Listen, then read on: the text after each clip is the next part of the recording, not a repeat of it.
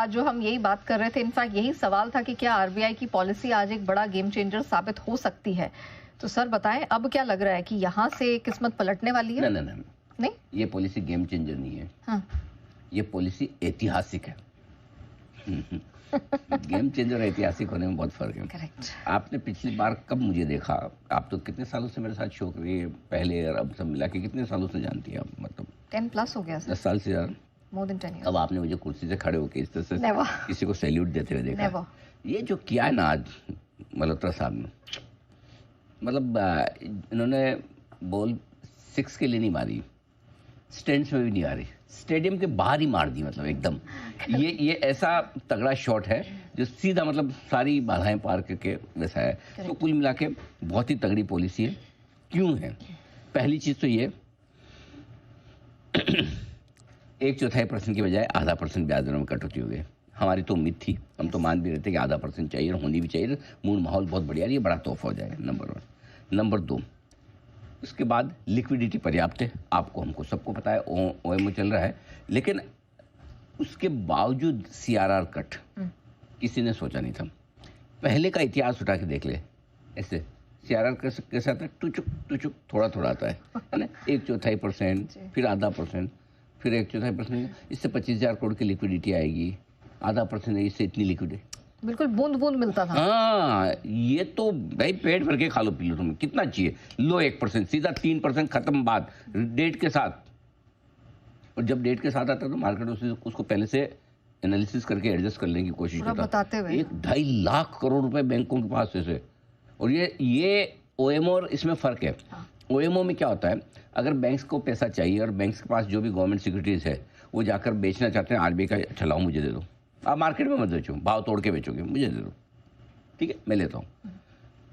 CRR cut में क्या होता है, बैंक को है ना कैश रिजर्व रेशियो जो रखना पड़ता है, जो लिक्विडिटी रखनी पड़ती है, जो मतलब ये समझो कि एकदम लिक्विडेबल जो एसेट्स होती है, treasury bills, government securities, call money, वो सीधा उतनी कम रखनी है। उसकी रिक्वायरमेंट है इतना पैसे आपको एक्स्ट्रा रखने की जरूरत ही नहीं है। ये तो सीधा सीधा एकदम, एक तो जब लिक्विडिटी की जरूरत हो तब आरबीआई आपको दे रहा, आ जाओ मेरे पास मैं दे दूंगा। बोले नहीं तुम रखो ना इतना। कई बार आप होता ना, किसी ने आपने भाई तेरे को जब पैसे की जरूरत आ जाना मांग लेना, मैं दे दूंगा। कभी बोले यार इतना तो कोई दिक्कत नहीं, मैं दे दूंगा, हमेशा मेरे पास इतना तो रहता ही है। और एक दूसरा आपका और उससे बढ़िया 200 लो जी रखो ना, पड़ा रहेगा कोई बात नहीं, मेरे पास पड़ा है आपके पास पड़ा है, एक ही बात है, जब जरूरत नहीं हो तब दे देना। ये वो वाला पैसा है, रखो ना, फिर नेहा जी का कॉन्फिडेंस अलग होगा। करेक्ट। सो ये गवर्नर ने जो दिया ना सीआरआर कट, ये अनएक्सपेक्टेड, किसी मतलब नहीं देते कोई फर्क नहीं पड़ता, तब भी पॉलिसी अच्छी थी। करेक्ट। कि लिक्विडिटी है सिस्टम में आराम से, लेकिन उन्होंने फेस्टिव सीजन को आगे ध्यान में रखते हुए 3-6 महीने का आगे का ध्यान में रखते लो अभिषेक, मतलब ये इसको कहते हैं प्रोएक्टिव पॉलिसी, विजनरी कि 6 महीने बाद 3 महीने का उसके पहले 2 पॉलिसी और देंगे ना। बोले वेट क्यों करना है, क्लैरिटी रखो ना, मुझे लाइफ में जो करना है क्लैरिटी है। ये बहुत बड़ी चीज़ है। मैं बता रहा हूँ आपको, आज की पॉलिसी में गवर्नर साहब से जो कोई जिसके मन में कुछ जो था, जो मांग सकता था और जो इनसे मांगा होगा, उसको सबको सब कुछ दे दिया। अब ये लोन, गोल्ड लोन वाली कंपनी में आ जाओ, मजे हो गए इनके। आ रही है मंडे तक, आज ही आ जाएगी पूरी नई ड्राफ्ट गाइडलाइन। बोले 2.5 लाख तक की तो कोई टेंशन ही नहीं है, कोई क्रेडिट अप्रेजल नहीं चाहिए, कोई आलतू फालतू का प्रोसेस नहीं, सिस्टम नहीं, फटाफट लोन बांटो, आप कोई टेंशन ये करो। सबसे बड़ी बात सोचो, इंडसइंड बैंक उसके लिए भी अच्छा बोल गए कि भाई जिसको जितना निकलना था निकालना था निकल के करके, अब सिस्टम साफ है। ये बहुत बड़ी चीज़ें, मतलब सबसे बड़ी बात ये कि पॉलिसी अपनी जगह है और गवर्नर अपनी जगह है। ये गवर्नर के थॉट प्रोसेस की क्लैरिटी दिखाता है कि वो क्या कर रहे हैं और क्यों कर रहे हैं और कैसे कर रहे हैं, उन्हें पता है क्या कर रहे हैं। वो हवाएं गोली नहीं मार रहे हैं, उन्हें पूरा पता है। अमेजिंग। इकोनॉमी को बूस्ट मिलेगा, गवर्नर ने अपनी तरफ से काम कर दिया। अब जो काम करना है सरकार को करना है, कॉर्पोरेट इंडिया को करना है। कॉर्पोरेट इंडिया को और सरकार को क्या करना है, वो पूरे दुनिया भर में जो टैरिफ वाला मामला चल रहा है उसमें हमारी कंपनियों को कैसे बचाएं। कॉर्पोरेट इंडिया को क्या करना है, वही टैरिफ का मामला अपनी जगह है, लेकिन आपके लिए आरबीआई ने माहौल बना दिया कि जो कंपनियां भारत में बिजनेस करिए, भारत से रिलेटेड है, भाई आप तो करो काम। करेक्ट। अब आपके पास क्या बहाना है कि हम नया काम ना करें। भाई चलो ठीक है, आपको यहाँ कुछ बना के अमेरिका में बेचना है तो थोड़ी टेंशन है, तो चलो समझ में आता है। लेकिन जिन कंपनियों का भारत में ही बनाना है, भारत में ही बेचना है, भारत में ही कंज्यूमर है, रॉ मटेरियल भी भारत में, फिनिश प्रोडक्ट भी भारत में, उनके लिए तो इससे बढ़िया क्या पॉलिसी है। दूसरा, चलो आप बाहर यहाँ से बना के बाहर बेचो या बाहर से ला के यहाँ बना रहे हो, लेकिन चलो सब ये टेरिफ वेरिफ का चक्कर, कोई बात नहीं, टेरिफ का डर है ना, वो तो मेरे हाथ में नहीं है। ट्रम्प क्या बोलेंगे क्या करेंगे अपने हाथ में नहीं है, लेकिन मेरे हाथ में ये कि आपको इंटरनल स्ट्रेंथ दे दूँ। करेक्ट। तो ये सारे काम जो किए अमेजिंग है। इस पॉलिसी के दम पर अब आपको बैंक्स खरीदने चाहिए, पीएसयू बैंक, जब भी आपको गिरावट मिले, पीएसयू बैंक स्पेशली। एनबीएफसी तो मैं आपको पता ही, मैं बार बार लगातार कब से बुलिश हूँ एनबीएफसी में, मतलब हर बार। ठीक है। रियल इस्टेट, ऑटो, आपको याद है दरें घटेगी, वेल्थ क्रिएशन वाला शो हमने, वेल्थ बनेगी, हाँ। शो में कितना चीख के चिल्ला के बोला एनबीएफसी रखिए, इस साल के एनबीएफसी सबसे बड़े हैं। Correct. Auto, real estate, rate sensitive, ऊपर से ये गोल्ड लोन कंपनी, सबके लिए गजब पॉलिसी है, गवर्नर साहब कमाल कर दिया। और आपको बता दें कि इस पर आज ही नहीं, कल नहीं, बल्कि इस हफ्ते की शुरुआत से ही लगातार इस बात को सामने रखा था कि आधे % तक की कटौती की संभावनाएं यहाँ पर पूरी है। और कौन कौन से सेक्टर्स हैं जहां पर आपको पैसा लगाना चाहिए, कौन कौन से सेक्टर्स हैं जहां पर तेजी आएगी, उन सब की रिकमेंडेशन ऑफ बोल्ड कॉल हफ्ते की शुरुआत में ही आई थी। अब बाजार एक तो ट्रेलर दिखा चुके हैं सर, लेकिन क्या माना जाए अब यहाँ से एक नई रैली की शुरुआत? हाँ होगी। बैंक निफ्टी तो दे चुका है ब्रेकआउट, और निफ्टी देने की तैयारी में है। थोड़ी भी एफआईएस की बिकवाली रुकने का संकेत आया अगले 1-2 दिनों में, जो कि आना चाहिए। एफआईएस आई एम श्योर अब शॉर्ट तो काटेंगे, वैसे भी 17% पे बैठे हैं। ठीक है, तो शॉर्ट भी काटने चाहिए, थोड़ी खरीदारी भी होनी चाहिए। अगर इनकी बिकवाली जरा भी रुकी और थोड़ी भी खरीदारी शुरू हुई तो बाजार और दौड़ लगाएंगे। ठीक है। बैंक और रेट सेंसिटिव लीड करेंगे, जैसा कि मैंने कहा, bank, NBFC, auto, real estate, gold loan company. अगर निफ्टी 25,000 पहले 25,000 और इफेक्टिवली 25,100 के ऊपर बंद हो जाए तो फिर एक बढ़िया तेजी के लिए निफ्टी भी तैयार होता दिखेगा। बैंक निफ्टी का तो ब्रेकआउट हो ही गया है। निफ्टी का थोड़ा सा मुझे लगता है कि अभी 3:30 तक हम इंतजार करते हैं कि निफ्टी आज कहाँ क्लोजिंग देता है।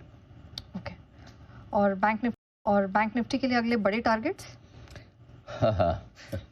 खुले नीले आकाश में है बैंक निफ्टी, बेलगाम घोड़ा, सफेद कलर वाला दौड़ लगा रहा है। तेजी की पोजीशन है, होल्ड करें। टारगेट, वो बंसल जी हमारे कहते हैं, इसको टारगेट के धागों में बांधने की कोशिश न करें, इसके बंधन में ना बांधें, इसको जाने दें। ये वो अश्वमेध ये वाला जो घोड़ा होता है ना, जो छोड़ दो बस, वो घूम फिर के पूरी दुनिया में घूम के आएगा। 55,900 के ऊपर आज बंद होगा। अब तक की लाइफ हाई क्लोजिंग वही है, उसके ऊपर बंद होने को तैयार है। एक नया ब्रेकआउट है। 56,161 के ऊपर बंद होगा, डबल ब्रेकआउट है। क्लोजिंग ब्रेकआउट, इंट्राडे ब्रेकआउट, दोनों आपको आज मिल रहा है। ठीक है। अब आपको ये नहीं डिसाइड करना है कि बैंक निफ्टी 56,500 पे रुक जाएगा, 57,000 पे जाएगा, 58,000, no, that's not correct. Bank Nifty नीचे कहाँ तक जाएगा आप समझेगा। अरे तेजी के नीचे की बात कौन करता है भाई? मैं करता हूँ। क्यों करता हूँ? अगर आपको ये पता है कि रिस्क कहाँ तक की नीचे की, तब आप अपसाइड खेल सकते हो। 55,250, 55,500 अब बैंक निफ्टी के लिए स्ट्रॉन्ग सपोर्ट हो गया है। ये आपके यहाँ से ब्रेकआउट मिला है, सो अब ये आसानी से नहीं टूटेगा। तो अब आपको बताएगा 1000 पॉइंट की रिस्क है, 1200 पॉइंट की रिस्क है। करेक्ट, ये आपके लिए। तो इसलिए सपोर्ट शिफ्ट हो गया, अब ऊपर क्या, एंजॉय करो लाइफ। ठीक है। नहीं, अब मुझे अब लगता है तो एफआईएस को एंजॉय करके आना चाहिए पूरे कूल ऑफ क्लियर माइंड के साथ। अब तो मेरे ख्याल से जो भी शंका होगी वो इस पॉलिसी की बात तो दूर हो गई होगी। वैसे तो अब कोई कारण ऐसा बचा नहीं, पहले भी नहीं था, अब भी नहीं है कि एफआईएस किसी भी वजह से बेचे, शॉर्ट करे, लॉन्ग एकदम कम कर दें। अब तो कोई ऐसा बचा नहीं है। नहीं खरीदने का कारण खाली ये भाई कोई आदमी आपको नहीं पसंद आ रहा तो उसका तो क्या करोगे? उसको यार इस आदमी के 3 बुरे क्या, मतलब ऐसा तो ठीक ही है, ये आप बता नहीं पा रहे, लेकिन उसको बोलो कोई अच्छा ही बता। अब अच्छा ही भी क्या बोलूँ, मतलब वैसा हाल है। और सब तो बढ़िया है, लेकिन भाई मेरा मन नहीं है ऐसा। तो भाई ठीक है, मन क्यों नहीं है? मन करने का एक ही रीजन हो सकता है कि अगर आपके पास रिडम्पशन है, जैसे सपोज आप अमेरिका की एफआई है और आपको लगता है कि यार अमेरिका के मार्केट हमें खराब लग रहे हैं, जो कि उनको लगने चाहिए, राइटली सो, तो फिर हम तो इक्विटी में से पैसा निकालें। अब उसी फंड ने इक्विटी में से कहीं इमर्जिंग मार्केट में पैसा डाला है, वही पैसा हमारे पास आया हुआ है, तो नेचुरली उसको कहीं कहीं तो बेचना पड़ेगा। और हमारे मार्केट तो ऐसे लिक्विड है, मक्खन की तरह माल बेचो आप, आराम से आएगा, आराम से जाएगा, कोई टेंशन नहीं। लेना है तो मिलता है, बेचना हो तो बिकता है। इतनी बढ़िया तेजी, इतना बढ़िया माहौल, फिर भी जिसको जितना चाहिए स्टॉक मिल रहा है। करेक्ट। ऐसा भी नहीं मिल रहा। सो आपको एंट्री एग्जिट दोनों मिल रहे हैं। सो इससे बढ़िया मार्केट कहाँ मिलेगा आपको दुनिया में?